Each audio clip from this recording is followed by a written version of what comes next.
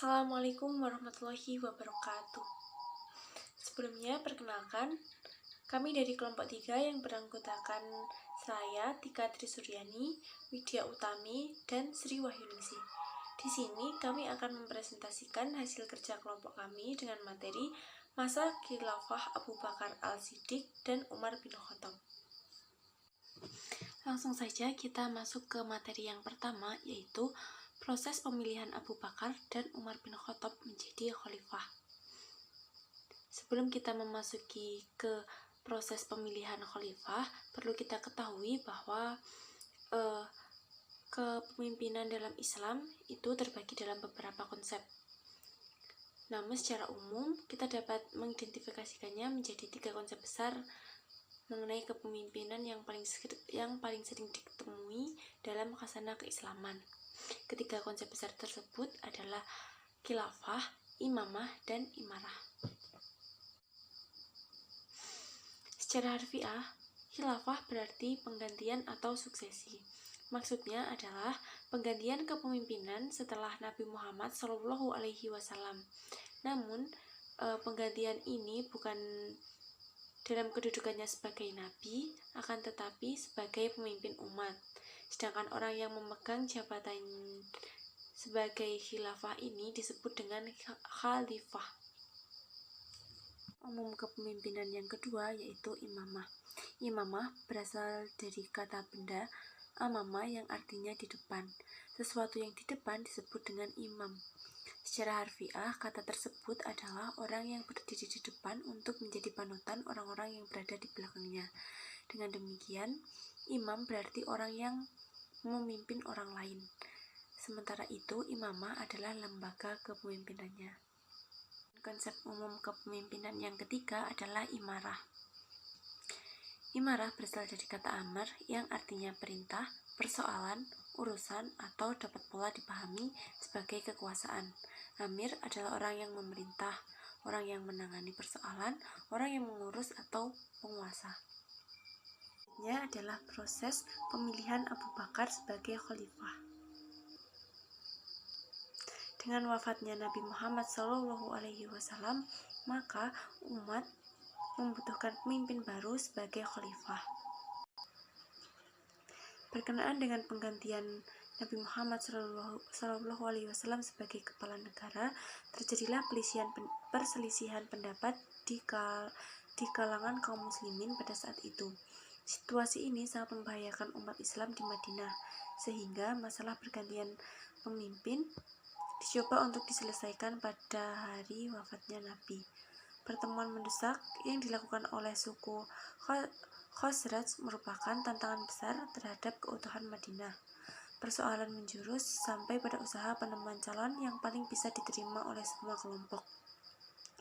Masing-masing kelompok mengajukan calon khalifah dan mengklaim bahwa calon mereka yang paling berhak atas kekhalifahan. Calon-calon tersebut antara lain Abu Bakar, Ali bin Abi Thalib, dan Sa'ad bin Ubadah.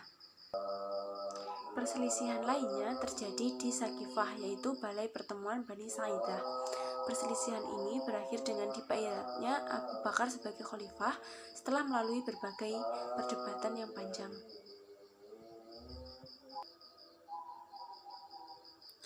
Pencalonan Abu Bakar itu mendapat perlawanan hebat dari kaum Ansor maupun kaum Ali bin Abi Thalib. Kaum Ali bin Abi Thalib ini mengklaim bahwa Ali bin Abi Thalib lah yang paling pantas menjadi khalifah penerus Nabi Muhammad SAW. Sedangkan kelompok Ansor telah melakukan pertemuan di Balai Rong Bani Sa'idah. Mereka menginginkan mengangkat Sa'ad bin Ubadah sebagai khalifah. Pertemuan tersebut akhirnya diketahui oleh kelompok Muhajirin. Selanjutnya,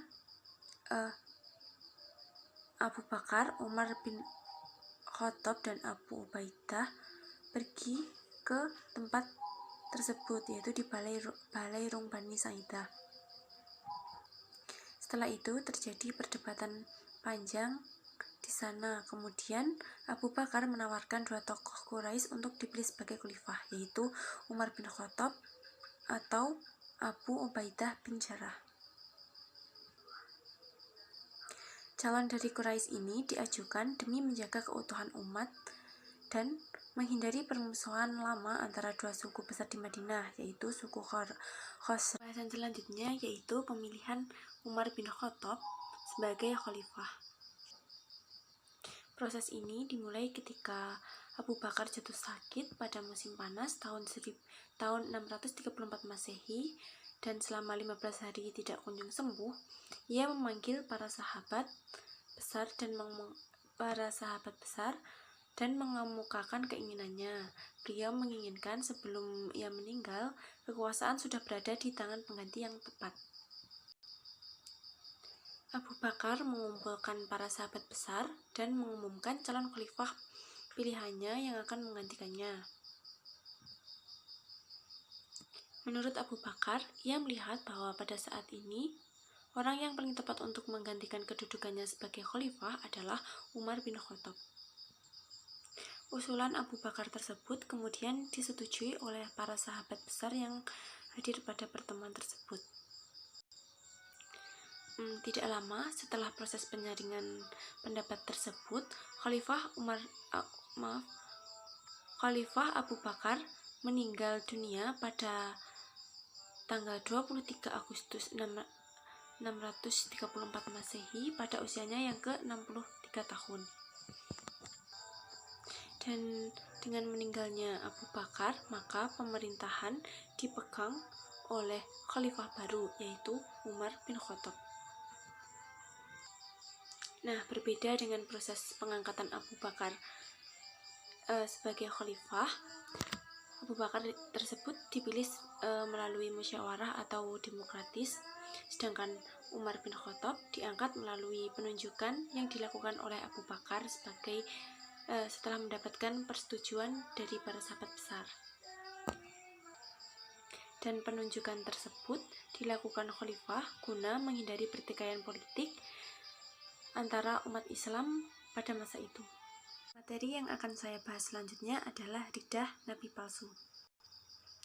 Perang Riddah juga biasa disebut sebagai perang melawan kemurtadan. Perang Riddah adalah serangkaian kampanye militer melawan pemberontakan beberapa suku Arab.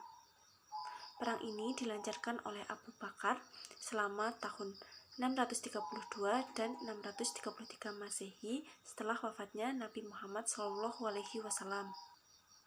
Pemberontakan tersebut pada masa itu dianggap sebagai pemberontakan bersifat keagamaan, karena ada salah seorang pengikut Nabi Muhammad yang kemudian mengaku sebagai Nabi, yaitu Musailamah al-Kadzab. Pada masa kekhalifahan Abu Bakar, beliau menerima keadaan umat Islam sedang dalam keadaan kritis dan gawat, karena banyak bermunculan berbagai masalah. Beberapa masalah yang menjadi masalah besar antara lain banyaknya umat Islam yang murtad, banyaknya umat Islam yang tidak mau membayar zakat, dan munculnya nabi-nabi palsu. Orang-orang yang mengaku sebagai nabi tersebut diantaranya adalah Tulailah ibnu Khuwailid dari Bani Asad, Musailamah al-Kadzab dari Bani Hanifah, dan Al-Aswad al-Asni. Mereka ini merupakan ancaman dan tantangan untuk Abu Bakar sebagai pemimpin umat Islam pada masa itu, dan juga untuk agama Islam itu sendiri. Para nabi palsu tersebut juga melakukan dakwah seperti Nabi Muhammad SAW. Akan tetapi, isi dari ajakan mereka tersebut tidak sesuai dengan ajaran Islam pada awalnya, yaitu ajakan yang ditawarkan seperti memperbolehkan untuk mengurangi sholat 5 waktu, diperbolehkan berjudi, mabuk, berzina, menghapuskan puasa pada bulan Ramadan, mentiadakan batasan perkawinan, dan mengubah sistem pembayaran zakat menjadi sukarela. Hal ini akan menyebabkan kaum muslimin yang kurang imannya akan tergoda dan akan mengikuti ajaran nabi-nabi palsu tersebut. Abu Bakar pun tidak hanya diam, beliau kemudian mengambil langkah untuk memberantas para nabi-nabi palsu tersebut. Pada mulanya, Abu Bakar memberikan peringatan kepada suku-suku yang menyeleweng tersebut melalui surat peringatan. Inti dari suratnya yaitu adanya kesamaran-kesamaran pemikiran yang melenceng dalam pemikiran ajaran Islam mereka. Jadi, bagi mereka yang melenceng diseru untuk kembali kepada jalan ajaran Islam yang benar. Di dalam surat juga tidak hanya ada pengingat dan seruan, akan tetapi juga ada konsekuensi yang dijabarkan dalam surat itu. Ketika mereka masih dalam kesesatan, maka akan ada akibatnya. Bagi suku yang mengabaikan surat peringatan dari Abu Bakar, maka terjadilah peperangan yang disebut dengan Perang Riddah. Abu Bakar memerintahkan pasukan-pasukannya yang dibawa Panglima Khalid bin Walid untuk memerangi nabi-nabi palsu.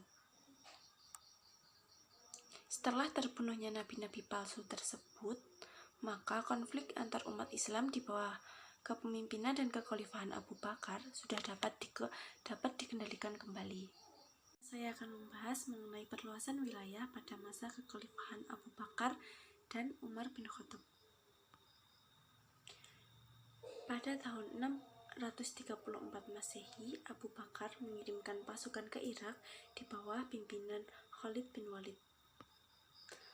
Pasukan Islam akhirnya berhasil menguasai wilayah Al-Hirah.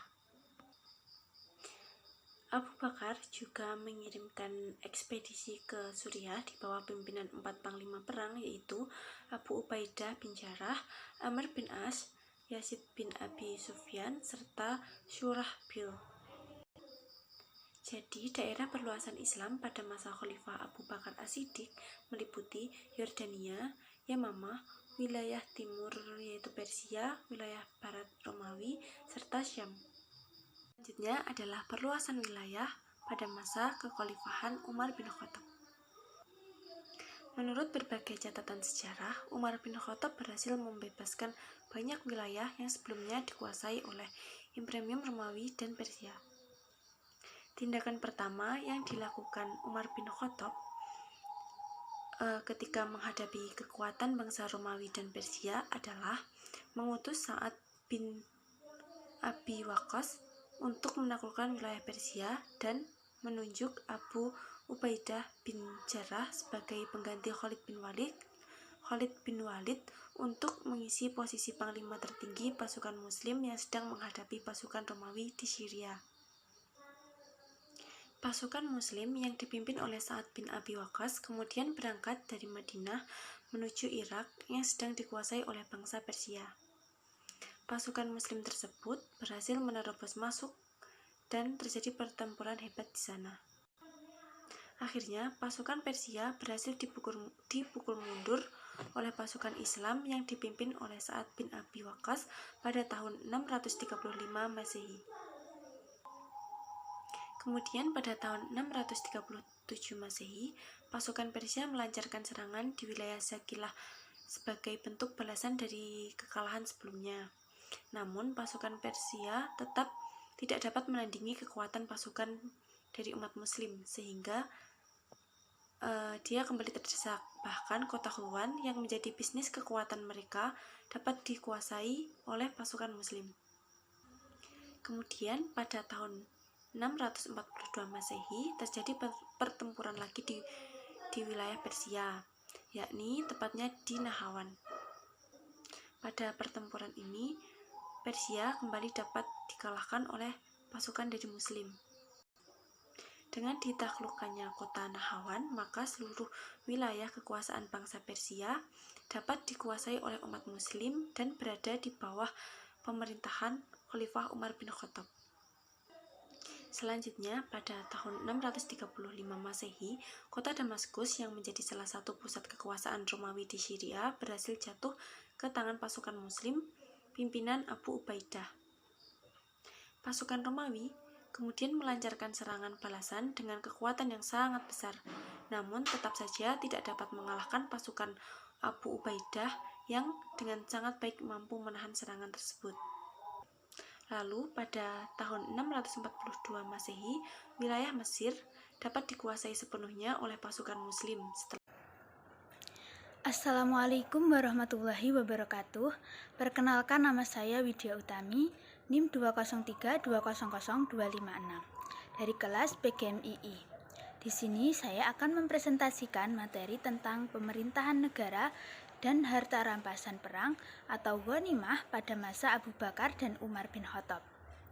Materi yang pertama yakni pemerintahan negara.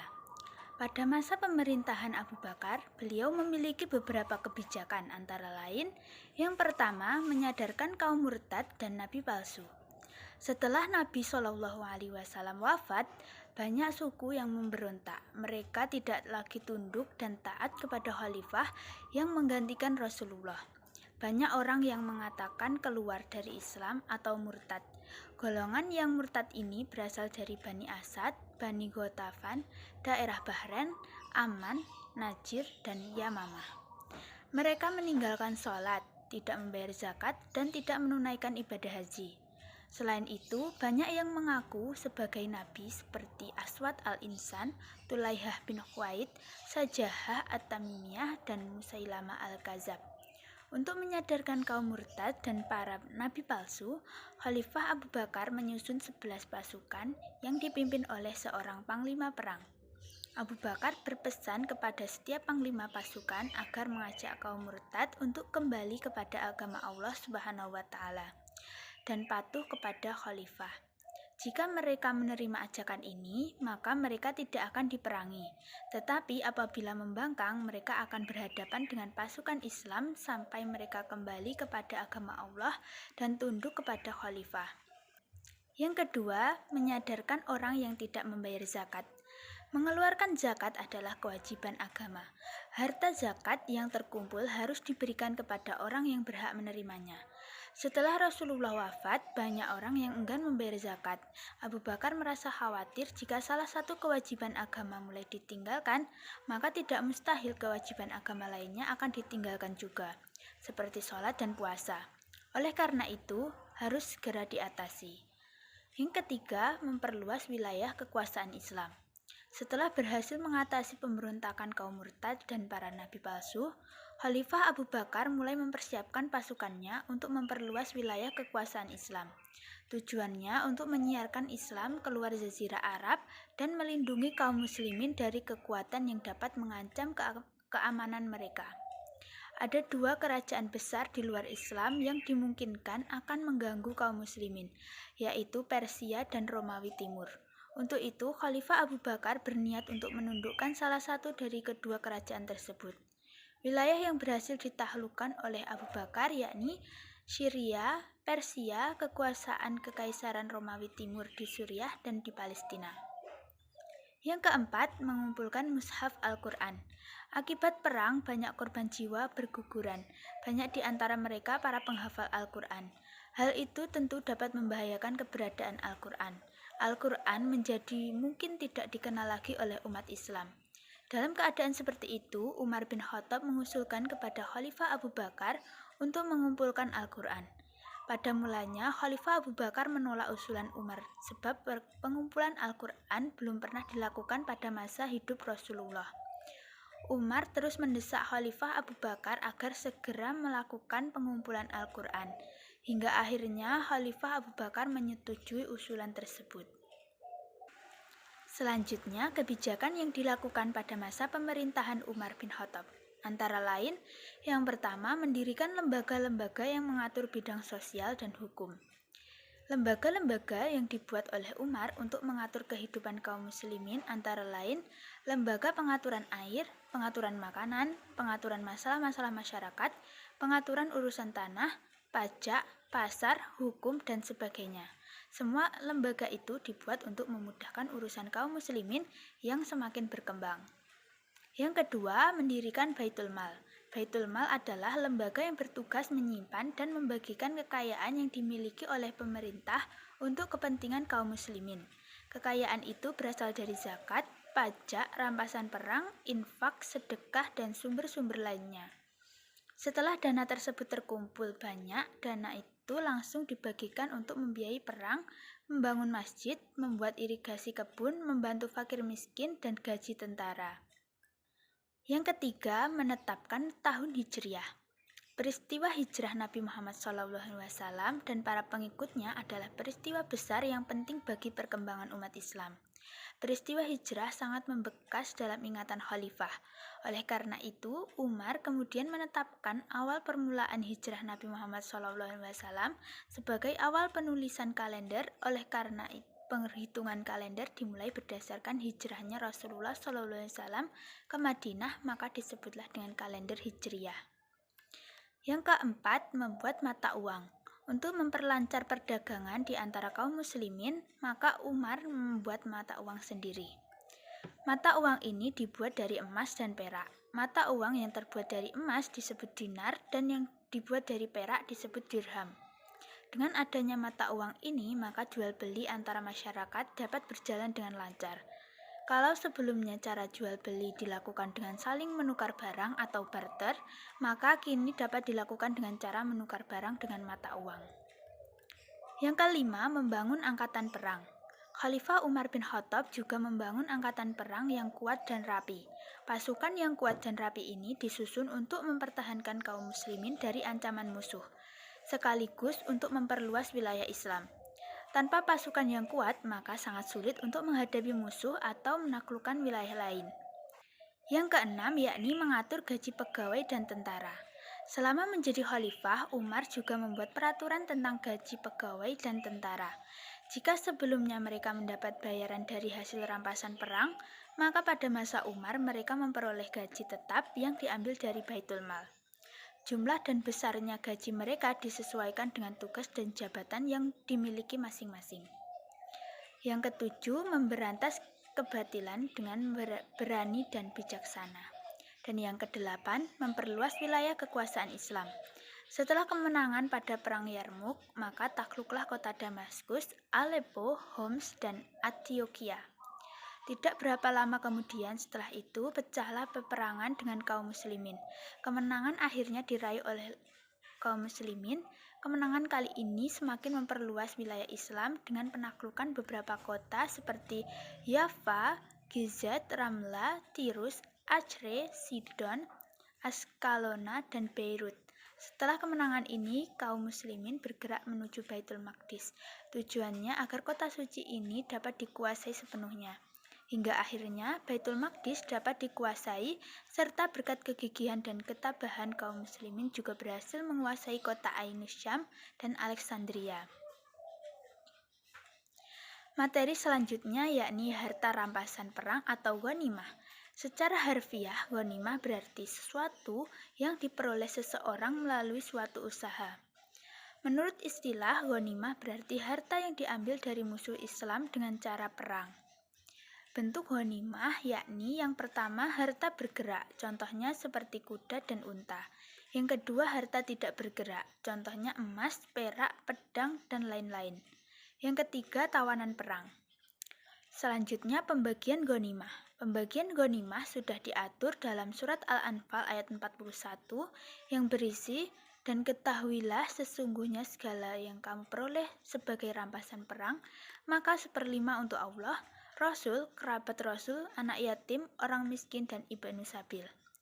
Adapun sisanya yang berjumlah 4/5 dibagikan kepada tentara yang sesuai hadis Nabi yang menyebutkan bahwa 1/5 untuk Allah dan 4/5 lainnya untuk tentara. Hadis riwayat Bukhari. Sekian presentasi dari saya, ada kurang dan lebihnya saya mohon maaf. Wassalamualaikum warahmatullahi wabarakatuh. Pelimpahan wewenang kepada hakim daerah. Pada masa Umar bin Khattab, kekuasaan yudikatif atau qadhi mulai dipisahkan dari kekuasaan eksekutif atau kekhalifahan atau kewalian, dan mulai diatur tata laksana peradilan antara lain dengan mengadakan penjara dan pengangkatan sejumlah hakim untuk menyelesaikan sengketa antara anggota masyarakat bersendikan Al-Quran, Sunnah, Ijtihad, dan juga Qiyas. Pemisahan tersebut ditandai dengan diangkatnya para wulat gubernur, al-hal wa al-aqad, lembaga penengah dan pemberi fatwa, terus pendirian pengadilan, pengangkatan qadhi yang jumlahnya diseimbangkan dengan penduduk. Di antara mereka, para gubernur yang masyhur adalah Ali bin Abu Thalib, Zaid bin Thabit, Abdullah ibnu Mas'ud, Salman bin Rubaiyah, Qais ibnu Abi al-Ash, Ya'la ibnu Umayyah atau gubernur Yaman, Mughirah ibnu Syu'bah Kufah, Muawiyah ibnu Abi Sufyan Syam, Utsman ibnu Abi al-As Bahrain dan Oman, Abu Musa al-Asy'ari Basor, dan Umair ibnu Said Amas. Namun pada saat itu baru beberapa provinsi yang memiliki pejabat hakim, yaitu Syarih bin al-Harith hakim untuk Kufah, terus Abu Musa Asy'ari hakim untuk Basrah, Qais bin Abi al-Ashami hakim untuk Mesir, sedangkan hakim Madinah dipegang oleh Abu Darda. Sedangkan untuk provinsi lain hakim masih dipegang oleh gubernur. Namun demikian untuk beberapa provinsi Khalifah Umar telah memisahkan jabatan peradilan dengan jabatan eksekutif. Hakim diberi wewenang sepenuhnya untuk melaksanakan pengadilan yang bebas dari pengaturan dan pengawasan gubernur, bahkan khalifah sekalipun. Tidak hanya itu, pada masa Umar dibentuk juga lembaga yang menangani urusan kriminal dan pidana selain zina yang langsung ditangani oleh hakim. Lembaga tersebut adalah Ahdad dengan Qodamah bin Mazan dan Abu Hurairah sebagai pemimpinnya. Pada masa Umar juga disusun Risalah Al-Qadha yang dibuat oleh Abu Musa al-Asy'ari hakim Kufah atas instruksi dari Umar bin Khattab.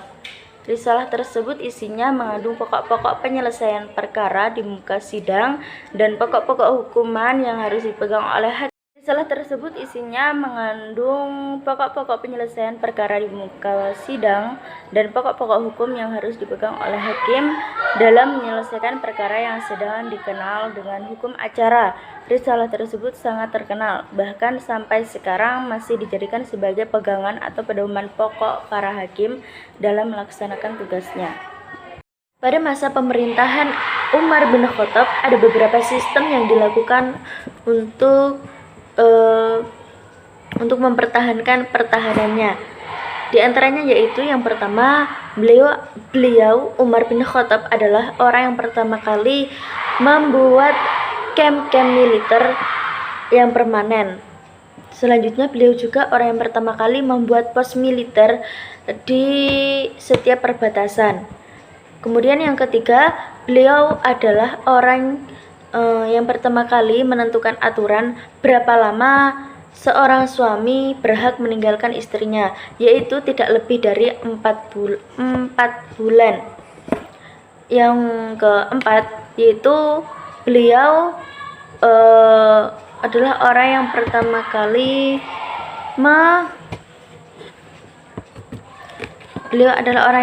memerintahkan panglima untuk menyerahkan laporan secara terperinci tentang jumlah prajurit, tentang keadaan prajurit.